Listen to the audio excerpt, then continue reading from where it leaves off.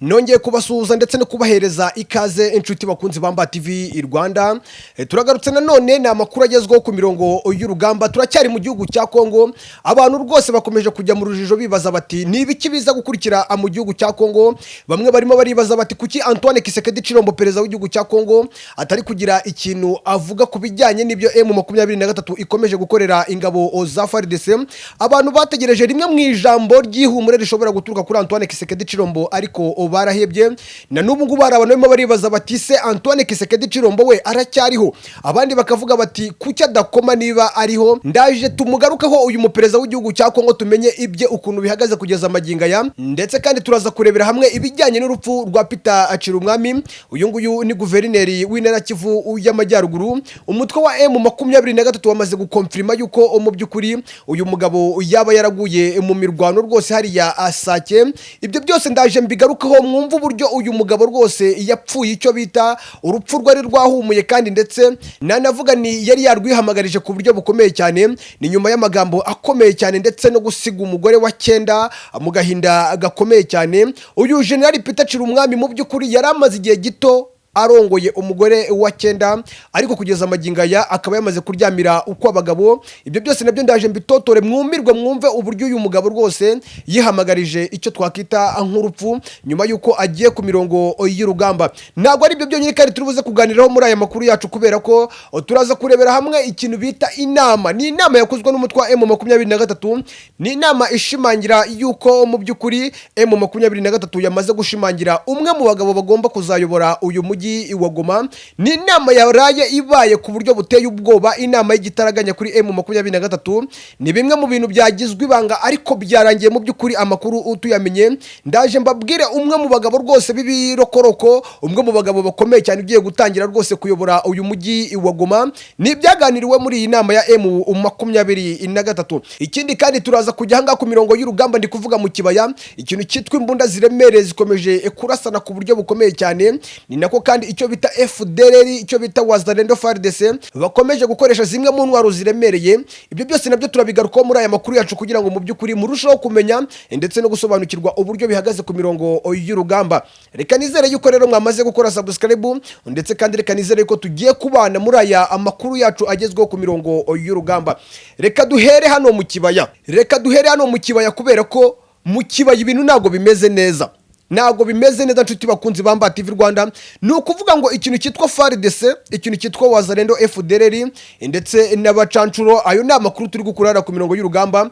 Arimo aremeza yuko bakomeje gusharinga ku rwego rwo hejuru kuri M23, ndetse kandi amakuru akavuga yuko impamvu bisa nkaho igisirikare cy'umwijima, ubwo ndavuga Fardc ndetse na coalition yabo yose, impamvu barimo bararasa kuri M23 barimo baragira ngo M23 itumutwe aho kwavansa Goma. Ubwo ndi kuvuga bimwe mu bice bigiye bitandukanye M23 yamaze gufata byerekera Goma kugira ngo bagenzi babo baze gutabara ahangaha mu kibaya.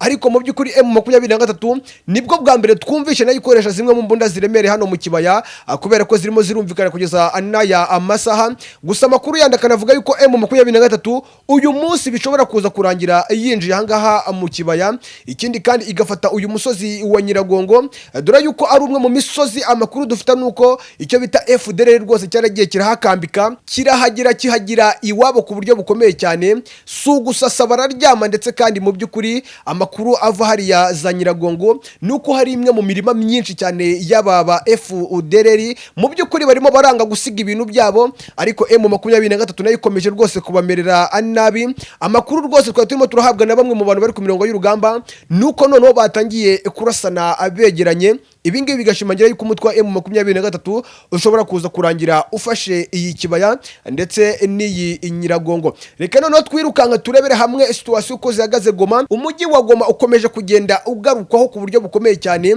n'abantu barifuza kumenya uburyo bihagaze aya masaha. Ni ukuvuga ngo ibikorwa byinshi ara mu mujyi wa Goma byamaze guhagarara. Ni nako kandi bamwe mu bayobozi bamaze gukuramo akarenge kabo, cyangwa bamwe mu bakire bafite rwose ikintu nakwita nk'amafaranga. Abenshi bagiye bahungira hariya za Kinshasa, abandi bajya za Lubumbashi, ndetse kandi ibigo by'amashuri byarafunze, amasoko yarafunze. Bamwe mu baturage hariya mu mujyi wa Goma abadafite uburyo bwo guhunga cyangwa uburyo bwo kuva mu mujyi wa Goma bahashye ibiryo bihagije mu by'ukuri kugira ngo muri iki gihe cy'uko umujyi wa Goma wafatwa ndetse n'akajagari kariyo babashe kuba bari kubona amafunguro ku buryo bworoshye. Ikindi kandi ikintu cyitwa Fdrl Wazalendo Fardc MONUSCO bakomeje kugenda bahungira mu mujyi wa Goma ku buryo buteye ubwoba, ni nako aba Wazalendo bakomeje kwiba ndetse no gufata ku ngufu bikomeye cyane bamwe mu baturage hari i Goma. Ibyo byose ni bimwe mu bintu biri kugaragara mu mujyi wa Goma. Ikindi wamenya nuko nta kintu cyemerewe yaba indege guhaguruka cyangwa kugwa hariya ku kibuga cy'Igoma. Ibyo ngibyo byaraye bishyizweho umukono ndetse biranemezwa, ni ukuvuga ngo nta ngendo zirimo zirakorwa n'indege, ni ukuvuga ngo uwagiye yaragiye, ni ukuvuga ngo wakoresheje amato akagenda yaragiye. Ubwo twamaze kuva hariya mu mujyi wa Goma, reka tujye kuba bita Cirumwami. Uyu nguyu ufatwa nk'ikiraro gikomeye cyane, uyu nguyu ufatwa nk'umwe mu bantu rwose bahuzaga Antoine Kisekedi Chilombo ndetse na Fdrl. Uyu mugabo rwose yamaze kuryamira uko abagabo M23 rwose yamurashye aho umwanzi yarashye satani. Ni nyuma yuko uyu mugabo rwose yaje kwicwa ku buryo bukomeye cyane ubwo yari arimo arifata amafoto ku mirongo y'urugamba. Ushobora kwibaza uti uyu mugabo yaguye he? Yaguye mu rugo atese yaguye hariya mu mujyi wa Sake? Ni ukuvuga ngo uyu mugabo Peter Cirumwami guverineri w'intara Kivu y'Amajyaruguru kugeza maginga yaguye aho bita Kasegese, ni kamwe mu gace mu by'ukuri gahana imbibi n'umujyi wa Goma ndetse n'umujyi wa Sake. Aho ngaho Kasegese uyu mugabo yaguye niho Fardc Wazalendo Fardc MONUSCO niho bari bafungiye kugira ngo barebe yuko M23 itakwinjira mu mujyi wa Goma byoroshye. Gusa imwe mu mirwano n'ubundi yabahuje n'umutwe wa M23 hariya Gasegese, ni imwe mu mirwano uyu mugabo rwose yaje kugwamo. Gusa ikintu giteye ubwoba uburyo uyu mugabo rwose yapfuye ni bimwe mu bintu bitangaje, kubera ko yari arimo arifata amwe mu mafoto ateye ubwoba avuga uti ndaza kuyoherereza Antoine Kisekedi Chilombo, ati andi ndayohereza madamu wanjye, ariko umutwe wa M23 wahise umwica ku buryo bukomeye cyane. Ariko bamwe mu basore b'intare za Sarambwe bamupimye mu cyico ndetse biza no kurangira uyu mugabo yitabye Imana. Uyu mugabo guverineri w'intara Kivu y'Amajyaruguru Peter Cirumwami ntabwo ari we wenyine waguye muri iyi mirwano, kubera ko yapfanye n'abandi bakoroneri batatu.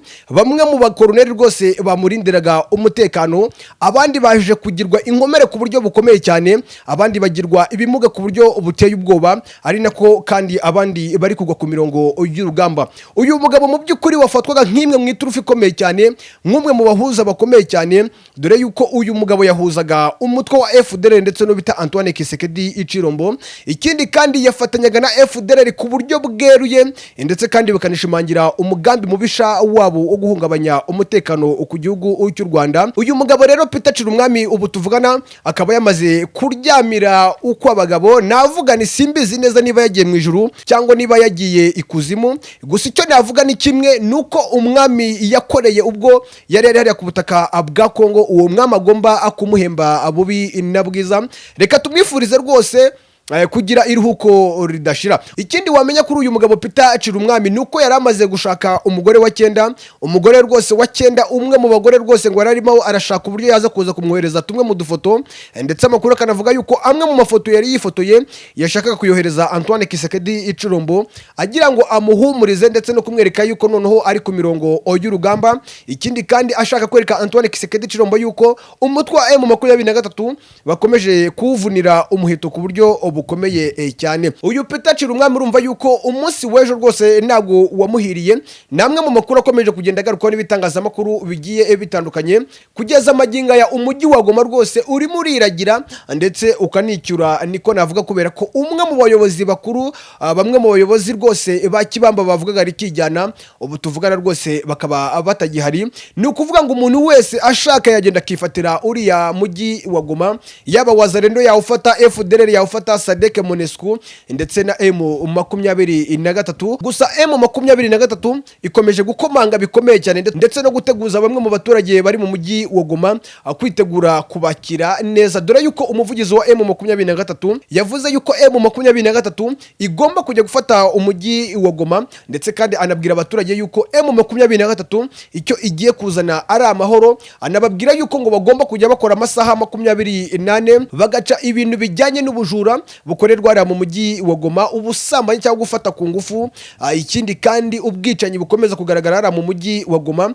Uyu muvugizi wa M23 Lieutenant Colonel Wiringoma yavuze yuko igihe cyose bazaba bamaze gufata uyu mujyi wa Goma, ibyo byose bigomba guhagarara. Ubwo kandi twamaze guhindura page yacu, twageze ko bita Antoine Kisekedi Chilombo. Abantu barimo baribaza bati Antoine Kisekedi Chilombo bitebye ko atari gukoma, ko barimo barakomanga abasirikare be ku buryo buteye ubwoba, kuki nta kintu arimo aravuga. Isi yose itegereje rimwe mu ijambo rishobora kuza guturuka mu kanwa ka perezida w'igihugu cya Kongo Antoine Kisekedi Chilombo, dore yuko uyu nguyu yavuze yuko adateze kuzaganira n'umutwe wa M23. Gusa urabona yuko yakomeje kwigira n'ubundi ikinani ndetse no kwigira icyo twakwita igikagati, adashaka kureba uburyo yakwicarana n'abakongomani, bwo ndavuga M23, kugira ngo mu by'ukuri baganire ibintu by'imbunda bireke gusakuza. Uyu Antoine Kisekedi Chilombo nongeye kugarukaho gatoya cyane kugira ngo abantu bamenye amakuru ye, kubera ko abantu barifuza kumenya situation za perezida w'igihugu cya Kongo Antoine Kisekedi Chilombo. Bamwe barimo baribaza bati se yaba ari muri Palais de la Nation, ubwo ndavuga imwe mu ngoro akoreramo. Gusa amakuru mbazaniye navuga ni nagara amakuru meza, kubera ko Antoine Kisekedi Chilombo bamwe bati yahunze igihugu, bamwe bati yigiriye hanze kandi igihugu kirimo kirafatwa. Ubu tuvugana uwo bita Antoine Kisekedi Chilombo yibereye mu gihugu cy'Ubusuwisi. Bamwe barimo baravuga bati niho yagiye kubitsa amafaranga, abandi bati yajyanye y'amazahabu, bitewe namwe mu makuru abantu bafite akomeye cyane.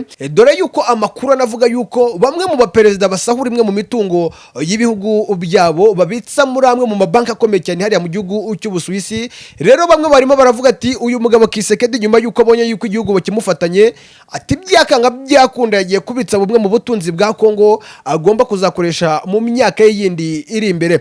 Gusa urumva yuko Antoine Kisekedi Chilombo nawe asa nkaho yahunze imirongo y'urugamba, asa nkaho yatereranye igihugu, asa nkaho nta n'ikintu arimo aravuga ku bijyanye n'iyi imirwano, ku bijyanye n'ihumure ku baturage ba Kongo. Urabona yuko perezida w'igihugu cya Kongo igihugu yarakigabye, intara Kivu y'Amajyaruguru yarayigabye, afata intara Kivu y'Amajyaruguru ayigira ibagiro ku buryo bukomeye cyane, ndetse anayigira nka kamwe mu gace kagomba kuberamo imirwano iremereye cyane. Gusa kandi ni nako M23 ikomeje gukubita rwose itababarira icyo bituma uwazarendo Fardc umusirikare w'igihugu cy'u Burundi. Ndababwiza ukuri noneho muri iyi minsi ntabwo arimo aravugwa cyane, ariko impamvu atari kuvugwa amakuru nuko generale wayoboraga bamwe mu basirikare b'igihugu cy'u Burundi nabo nyuma yuko amenya amakuru yuko M23 yabigiye kwinjira mu mujyi wa Goma yarahunze atanawe abasirikare. Nyuma yo guta abasirikare urimo urumva barimo bariragira, barimo baricyura, bamwe bari mu bigunda ngo mu gihugu cya Kongo. Urumva yuko ingabo z'igihugu cy'u Burundi nazo nago zimerewe neza. Reka noneho tujye muri iyi nama.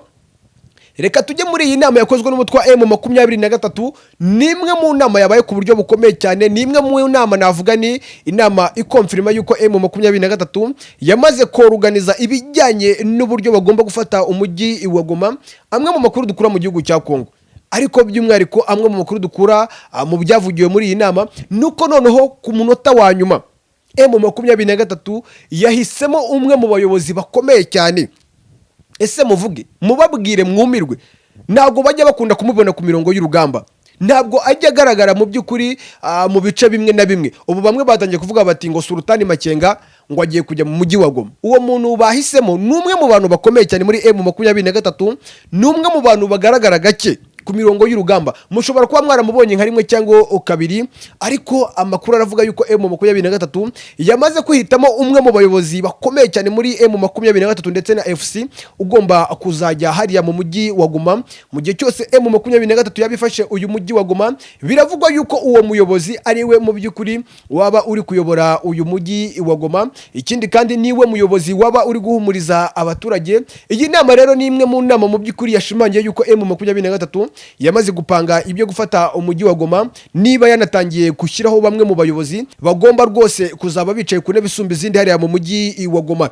Ni byinshi cyane rero bikomeje kugenda bigarukaho n'ibitangazamakuru bigiye bitandukanye, ni byinshi cyane kandi bikomeje kugenda bibera ku mirongo y'urugamba. Narababwiye ni iyi ngiyi ni Mbere TV Rwanda. Wowe ukora subscribe, mwebwe mwakoze subscribe, mwebwe mudusigira ibitekerezo byanyu, narababwiye ni muri abantu b'ingenzi cyane. Ikindi kandi dukunda uburyo mukunda amakuru yacu, ibiganiro byacu ni bimwe mu bintu bidutera imbaraga. Reka rero babwire ni reka tuze kubonana mu kanya gatoya kubera ko ahangaha mu kibaya ibintu ntago bimeze neza. Reka mvugishe bamwe mu baturage ndetse na bamwe mu banyamakuru bari ku mirongo y'urugamba twumve uko bimeze. Ni nako kandi dukomeje gukurikirana ibiri kubera hariya mu mujyi wa Goma ndetse na hariya mu mujyi wa Sake ndetse na za Rubero. Imirwano ntago mu by'ukuri imirwano iracyakomeje hariya mu ntara Kivu y'Amajyaruguru. Ibyo byose dukomeje kugenda tubikurikirana. Reka babwire ni duhure mu kanya gatoya mu makuru yacu ari buze kuba agezweho kubikomeje kugenda bibera ku mirongo y'urugamba.